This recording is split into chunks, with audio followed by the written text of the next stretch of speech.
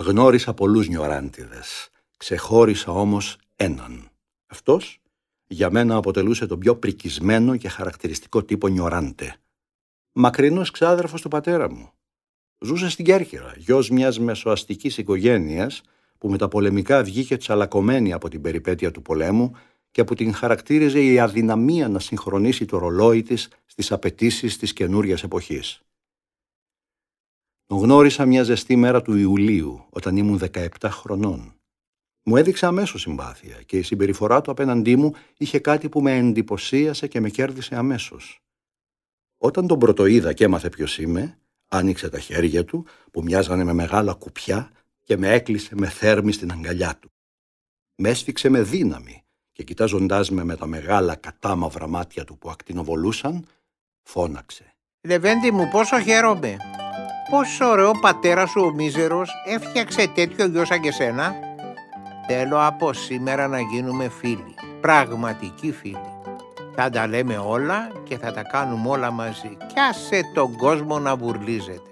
Την ανήσυχη μάνα μου, που τα μάτια της δείχνανε πανικό για αυτό το συναπάντημα, είπε: Μη σκιάζεσαι, καρδούλα μου, δεν θα οδηγήσω το γιο σου σε αμαρτωλά μονοπάτια. Όταν έχω καιρό θα τον παίρνω μαζί μου. Θα του δείξω το νησί και τους ανθρώπους του.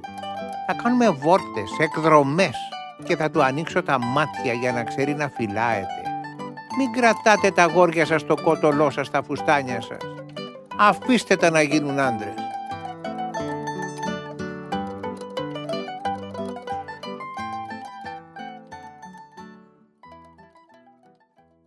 Με χτύπησε δυνατά στην πλάτη και μου είπε πως την άλλη μέρα το πρωί θα περάσει να με πάρει για να πάμε στη θάλασσα. Όταν έφυγε, η μάνα μου έμοιαζε σαν να είχε δεχτεί μηνύματα για κάποιο κίνδυνο που ερχόταν και μας ακουμπούσε. Ήταν πανιασμένη όταν μου είπε: Άκουσε, Γιάννη μου, μην τον παίρνεις στα σοβαρά αυτό το θείο σου. Καλός χρυσός είναι, καλή ψυχή, αλλά νιοράντες και επιπόλαιος.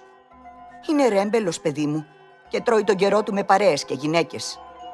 Είσαι μεγάλος πια και μπορείς να καταλαβαίνεις, αλλά και πολύ μικρός ακόμα για να έχεις ένα τέτοιο άνθρωπο για παρέα. Ήρθαμε στο νησί για να περάσουμε το καλοκαίρι μας, να κάνουμε τα μπάνια μας και να ξεκουραστούμε. Ο πατέρας σου έμεινε πίσω, στη δουλειά του. Τι να κάνω εγώ τώρα?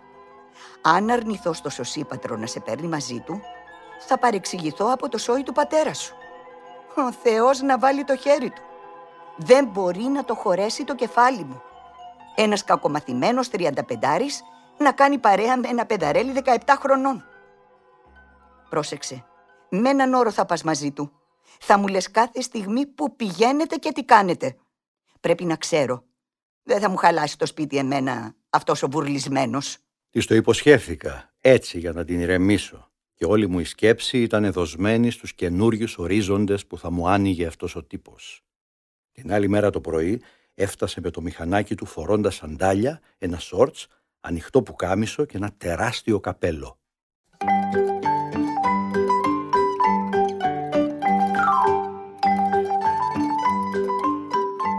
Υψηλότατε, ο θείος, ο ξάδερφος του πατέρα σου και δούλος των επιδημιών σου είναι εδώ.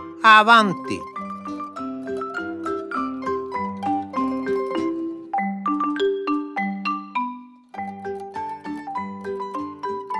Έτσι άρχισε το πιο μαγικό καλοκαίρι της ζωής μου.